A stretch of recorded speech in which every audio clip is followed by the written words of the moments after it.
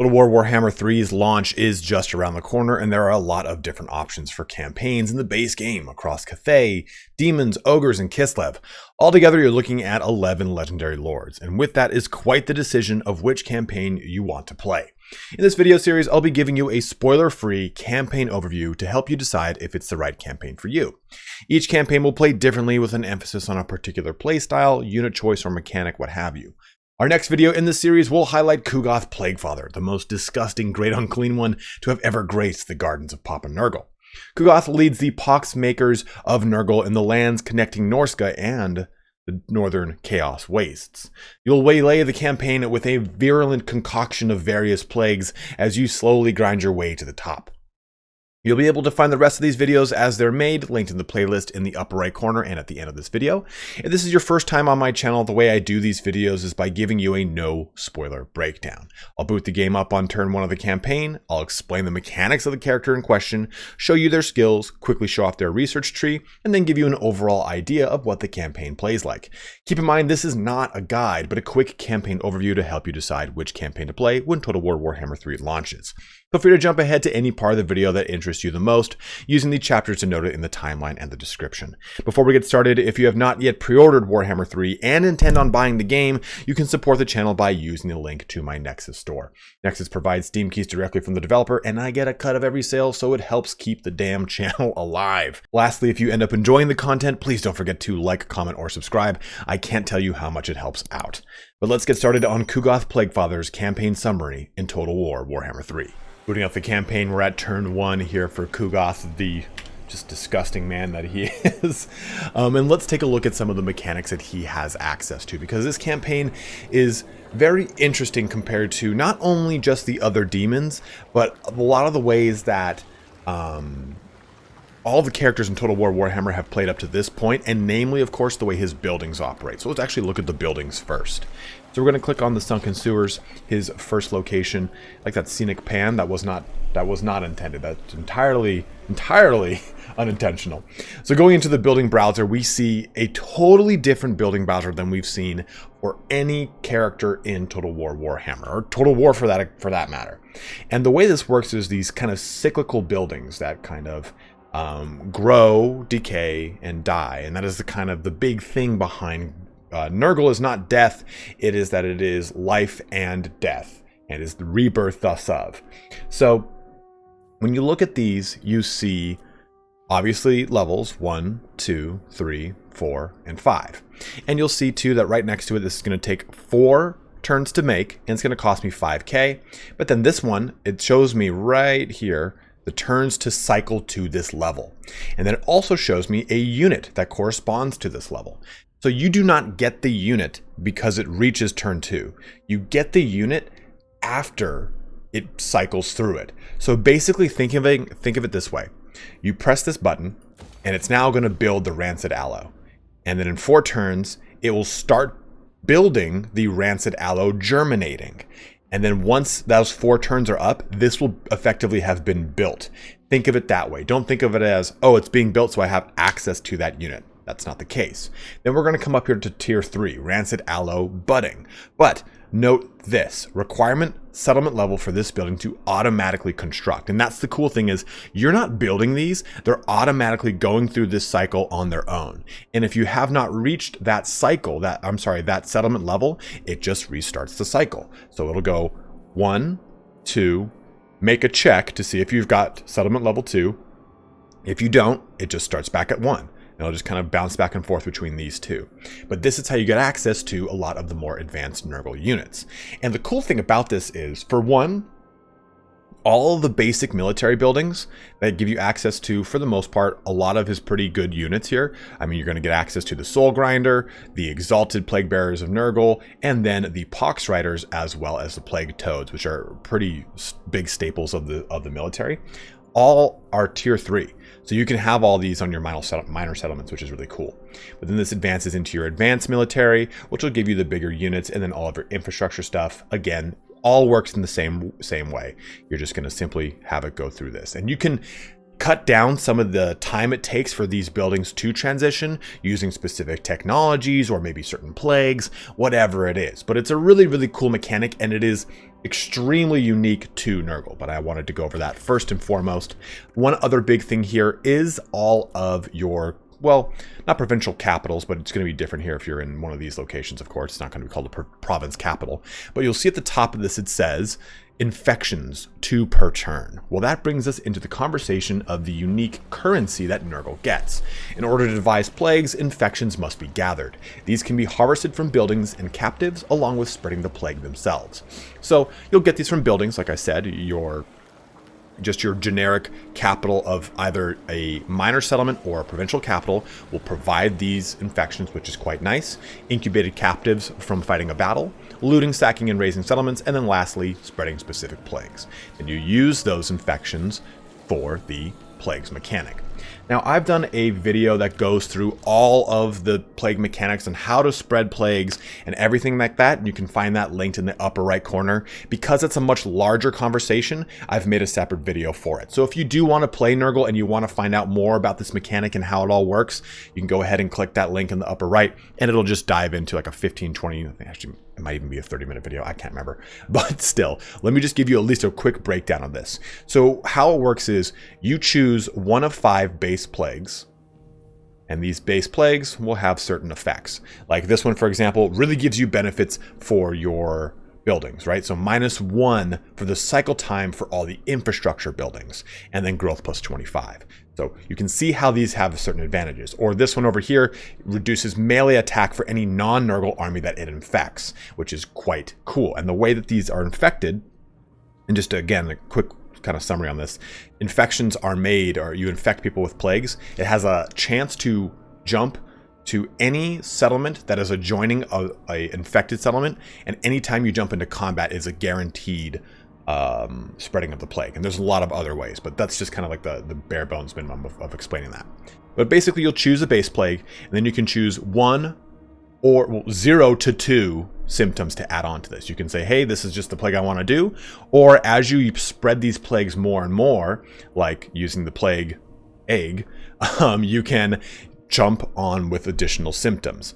And these symptoms will cost you infection to add into the plague itself. So let's say I wanted to do pox and add in here bleeding ears for increased control in my settlements. Well, this would cost me 50 infection to do so. But you'll also note here too that it says that it is locked until you've spread it a certain amount of times. All these are kind of linked under their respective base plague. And once you spread that base plague enough times, you'll unlock more and more symptoms until you get to a recipe, which is basically a super plague that has all the benefits of the base plague and 2 symptoms with additional effects. As you can see right here, the plague's going to last longer, it's a higher chance to spread, all these other things. So you get a lot of cool stuff here from that. But that is just a kind of quick rundown on plagues. Again, I've got that video that goes into more detail on it. But then you can either choose to infect a selection, like the actual settlement, sunken sewers, or any army of your choosing. Any army that you control. It only is your settlements or your armies. Or you summon a plague cultist who will then go and infect people, 100% chance to infect them. Now, this all kind of comes back around when we take a look at the actual faction effect here. So growth plus 10, recruitment cost minus 35% for Nurglings, and recruitment health plus 40% for Nurgling units. And we're going to get into more of how these will layer into plagues when we look at Ku'gath's actual character skills. But growth is a very big thing for Nurgle, and Nurgle's growth is devised mainly by his corruption. So clicking on the sunken sewers, we can hover over this, we get Nurgle corruption plus 2 growth plus 2 control. Every single demon will get benefits from Chaos Undivided corruption and their specific monogod factions corruption. Corn, I think it was weapon strength and melee attack, whatever it was. But you can see here's how Nurgle's plays in. And remember, all of this corruption leads towards the Great Game. And the Great Game is basically the vying for dominance over the other 3, in this case, because you're the 4th one, the other 3 chaos gods, and basically your ability to hold more of the world under your corruption, right? It's whoever has the most cumulative corruption across all members of that faction, in the sense that I am Nurgle right here, and there's another Nurgle faction right here. And our combined Nurgle corruption across the map contributes towards the Great Game. The Great Game then leads to Unholy Manifestations. These are the 4 abilities that every single monogod faction gets in different ways, of course. So this is going to give us Pestilent Growth, which is going to help out with Casualty Replenishment Rate. Then we're going to get Blessing of Nurgle, Exponential Growth, and then Nurgle's Visitation. Of course, these are all locked behind 1,000, 2,000, and 3,000 total Nurgle corruption. Right now we're at 140. So that's that Unholy Manifestations ability. And another unique thing here for Nurgle, and this is unique to, I think, all the Total War Warhammer 3 base races, is that he does not recruit in a conventional sense. He doesn't have a local and a global recruitment. He summons. So I can, rather than say, hey, you know what, I'm going to take the 2 local recruitment slots and use them. Nope. I'm going to go 1, 2, 3. I've got all my money is going to be invested into this, and I'm going to recruit these units.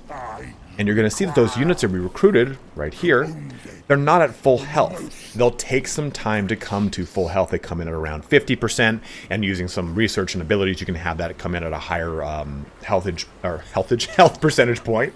But casualty replenishment is going to be huge for Nurgle, just like it is for everyone else, because it allows you to have your units jump up in health quite quick. Now, the last thing I do want to talk about for unique mechanics here is the corruption mechanic that will then spawn cults. Since this is turn 1, we don't have any cults that exist, but you will have the chance to produce cults in any locations that have high Nurgle corruption. This is the same for any other monogod, and those cult buildings that you'll be able to make from it will either increase infections, they'll help out with, I think it's growth, or they'll help out with being able to spread a plague from that location. But those are the unique mechanics here for Nurgle. Let's now jump into some character skills, and then after that, move into some research.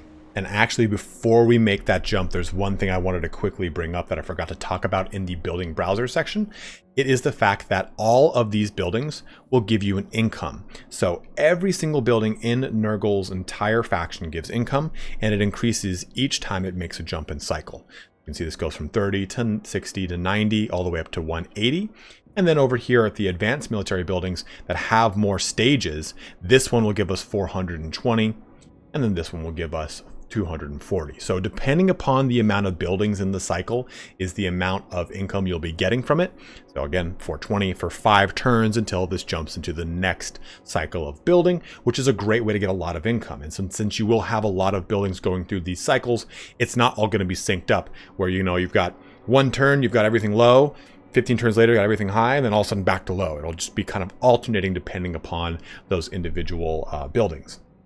And one thing that, even though we're not talking about research right now, I wanted to talk about these 2 abilities because there are a lot of Nurgle abilities like this that have chain. If you look at this as fecundity, army ability, chain regeneration. Will spread to friends within 30 meters of affected unit. Affects up to 5 units. So you can see that these abilities, they exist across a lot of different Nurgle skills and stuff like that, and they will just chain into other things, like this one right here. Rot, Glorious Rot. Chain direct damage. Will spread to units within 30 meters of affected unit. Affects up to 5 units. Causes damage to combatants. Strong versus 25 men unit or above. So chaining is a new thing to Total War Warhammer 3, and Nurgle takes direct advantage of it. Now let's move over to some character skills. And here we have Ku'gath Plaguefather himself looking just mighty on his mighty throne, and we have his initial trait here, right? Plague Weaver. Infection cost minus 50% for the Lord's army, Nurgle corruption plus 2, and chance of a plague spreading plus 15%. These are those mechanics I was talking about get layered in from the Plague Cauldron mechanic that you can get a lot of benefit from just infecting Ku'gath himself. Then for for battle effects, he gets plus 10 when fighting against dwarves, and weapon strength plus 15 when fighting against dwarves because of a skill we're about to go into. So as far as abilities go, though, he's got Siege Attacker, causes fear and terror, Encourage, the usual fare for a legendary lord. He's demonic. He gets Cloud of Flies, which is a unique mechanic for all Nurgle units. This gives them a melee defense of 9. So this is quite nice here. They have to be in a melee though in order to get that melee defense. So there's that kind of Little caveat. He also gets Nurgling Infestation, which is an ability here, which is going to replenish the hit points of Nurglings, which is lovely, for a 35-meter radius around him, which is also cool because his focus is primarily on Nurglings. We already saw his faction effects and how that layers into Nurglings, giving them some nice bonuses, so you'll see that kind of come together. And he also gets Slime Trail here as a Hex, which is going to reduce melee attack and speed in a 15-meter radius around him. And while this is not an ability of his, it is just his actual profile. He is basically a roving siege platform. He has a range of 400 with 193 missile strength that does quite a bit of splash damage, AP, and poison, so he is just going to be launching that downrange, but he still is no slouch in melee combat here, right? 50 melee attack and 55 melee defense with 413 weapon strength. Now moving into his actual skills here. For his blue line, things are kind of pretty standard fare: recruitment cost reduction, income from raiding and sacking, and then corruption increase, unholy resilience, lightning strike, and I make this point in every one of these videos, lightning strike is different now in Total War Warhammer 3. At level 3, you're going to increase the base battle reinforcement time by 50%. The base time is 1 minute and 55 seconds, so you're jumping this up to around 3 minutes. Or you can enable lightning strikes like you've done in Total War Warhammer 1 and 2. And if you do so, you are then saying that you can start a lightning strike battle, it'll cut off reinforcements, but your units will come to the battle with reduced vigor. Just to kind of heads up on that. Blessed Blight with some upkeep, attrition, growth, and casualty replenishment rate. And then lastly, we get this one that's going to help out with upkeep, campaign movement, hero self-defense, enemy action, hero action success chance, and then recruitment rank for Nurgle units. And then the same thing here for Redline. Keep in mind, remember that Redline is different in Warhammer 3. Inspiring Presence is going to give 75 experience per turn, and then also character or leadership effect +5. But we'll get benefits for our Plague Toads and Pox Riders, all sorts of goodies here. Just to kind of quickly hover over these. But then we get the ability Blight Swarm, which will reduce melee defense by 20 in a 30-meter radius, which is quite lovely. Your rank 7 bonus spells or abilities. Then lastly, Virulent Contagion, which is going to be basically an increased ability for Blight Swarm, or I'm sorry, a upgraded ability that increases that spread range from 20 meters to 30 meters.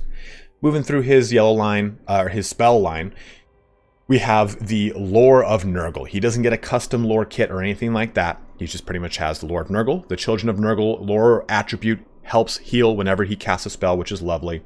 But just the typical kind of Lore of Nurgle stuff here. Fleshy Abundance is a great heal. Blight Boil is a big explosion. And then lastly, Arcane Conduit, which is now a passive for 40% power recharge.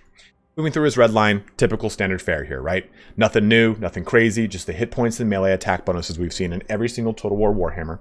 And then into Foetid Stench, his first special ability in this line, which is going to reduce leadership in a 35-meter radius around him. Going into weapon strength bonuses, hit point bonuses, leadership, and melee defense. Lastly, we come into Pestilent Decay, which is going to be a passive damage over time Mortis Engine effect in a 35-meter radius around him as long as he is in combat. So you can see that Ku'gath can layer a lot of debuffs on him, so it makes him very disgusting, and no pun intended because it's Nurgle, but it makes him very disgusting in close combat because you can really reduce the effectiveness of the people fighting him quite easily. Now he gets a very special, interesting line, because most people's unique skill line is just like 4 or 5 skills. Not for Cougs here. He starts at rank 3 with growth +5 after winning a battle in all provinces. Then Nurgling Tide, which helps summon these infested Nurglings that explode whenever you want them to. Plague Shield increases the melee defense for your Nurglings by 5. Moving into Champions of Decay helps out with your Plague-ridden summoning, which is your hero.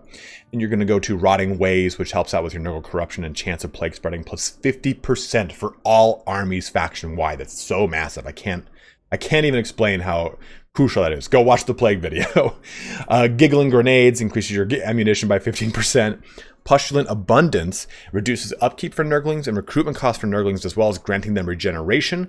Plaguefather's Oration is going to help out by giving melee defense and leadership as an activatable ability in a 35-meter radius. And then lastly, Lord of Stench helps reduce the upkeep for your Great Unclean Ones, as well as giving that Slime Trail ability that we saw a little bit ago to those Great Unclean Ones as well. And lastly, we get Hates Tzeentch, hates dwarfs, which he starts with, and then bloated carcass. For his quest item, we get the necrotic missiles, which gives us just a special ammunition type. It basically is increased number of projectiles, so more are coming out each time he launches. With income battle, Nurgle corruption, recruitment cost reduction, melee attack, and weapon strength increases for himself. So that covers all of the unique skills here for Ku'gath.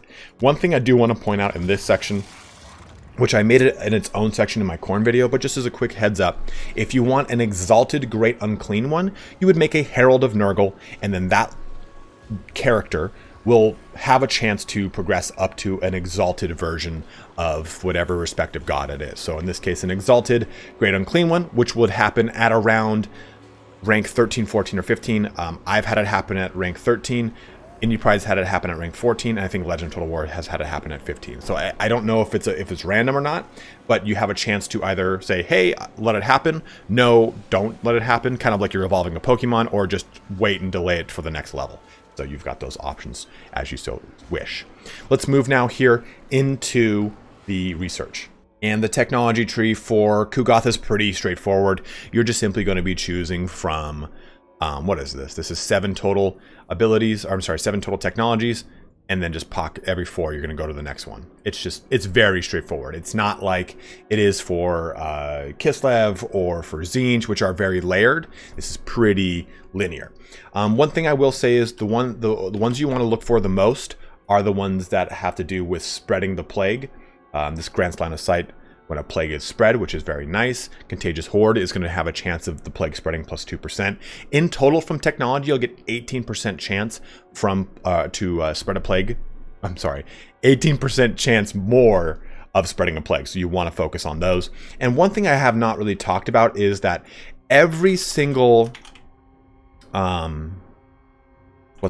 mono god has technologies that will focus on ways to make their specific demons better.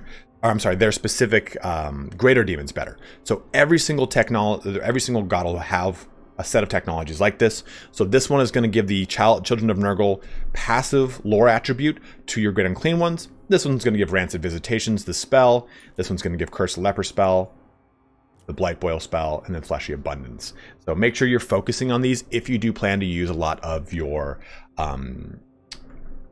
greater demons, not exalted greater demons. These are just the ones that you would recruit into the army by means of an actual troop and not as an actual lord or hero.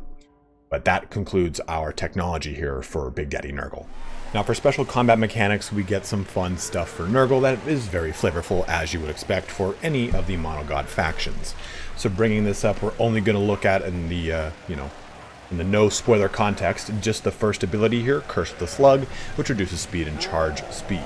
And how you charge this up for Nurgle, I'm going to move this back so you don't hear that fluttering of bees or whatever the hell, or rot flies. You charge this up by simply taking damage. Points are generated based on the amount of damage your units take. And every mark of chaos, as it were, has a different effect on the army.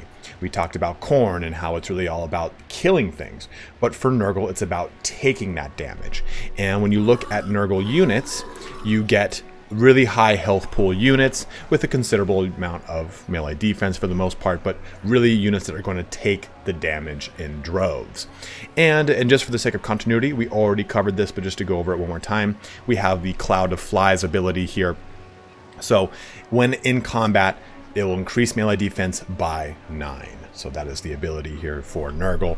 And of course, we just have Big Daddy Ku'gath Plaguefather just to show him off. So you've got those abilities, and you'll get more of those abilities as you climb through the research tree, but you'll just take damage to get access to them in the middle of your fights. So having now gone over everything, right? We've talked about the mechanics, character skills, research, how those special battle mechanics work for Nurgle. How does this campaign play? What is it overall like? Well, I'll tell you again, in a trope that I've now repeated many times throughout this video, that this campaign plays very differently than majority of campaigns in Total War Warhammer.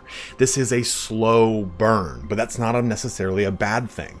What I would tell you though is, if you're jumping into this campaign, do not expect it to be that fast growing campaign that you've had in other Total War Warhammers. When you look at the Sunken Sewer, you will get this first province relatively quick, but after that, you'll notice that Nurgle is really a game of building tall and for the long game, and it is slow. Nurgle's units themselves move very slow. Like if we take a look at these Plague Bearers, they move at a speed of 23. Think of that as the campaign in and of itself. You're moving quite slow. And as you kind of reach higher levels on Ku'gath, as you reach more plagues unlocked, as you research more technologies, as your buildings progress through their cycles, your campaign will go from, this is a pretty slow campaign, to a, oh, I'm getting some good traction here, to, holy God, I am unstoppable. And that is really a flavorful approach for Nurgle. Nurgle always kind of works in this slow way of spreading plague, weakening things, infecting everyone, and then just sweeping through like a massive, well, plague. But still, that's how this campaign kind of goes. You're going to feel a little underwhelmed at first, and I was too. When I started this campaign, I quit after the first turn because I had just played Khorne and I was going balls to the wall. It's so much different with Nurgle. You're going to build slowly, but you'll notice that by turn 20, 25, you're going to have 40 or 50k in the bank, and that is just normal. You're going to be building so much money so quickly, and use that money to ally with your compatriots or to just build more buildings. Because I didn't mention this because it's not really a guide, but buildings cost quite a bit, 5k, 10k, but you don't have to ever build them again after you build the first one. It's just going to keep building after that. So you will be using that money, and you also have to summon your units, which cost a significant amount of money. So you will be using it, but you'll find that you're going to get to a point in the campaign where you go, wow, this is really popping off. I went from just having one province to now infecting half the map, and I'm going to be spreading quick. So if you want a slow burn, this is definitely going to be the campaign for you. And it is going to eschew the normal way you play Total War. You are going to feel very confident building tall, whereas in other Total Wars, other campaigns in Total War Warhammer, building tall sometimes means you miss out on a lot of opportunity. That's not a problem here with Ku'gath Plaguefather. So hopefully this gives you a better idea of how this campaign plays out for Nurgle. If you have any questions or any concerns about this campaign, or there's maybe a specific mechanic or topic I didn't talk about and you want to know about it, go ahead and let me know in the comments section below. More than happy to spread as much information as I can. But as always, thank you so much for watching here today. Have a good one and take care.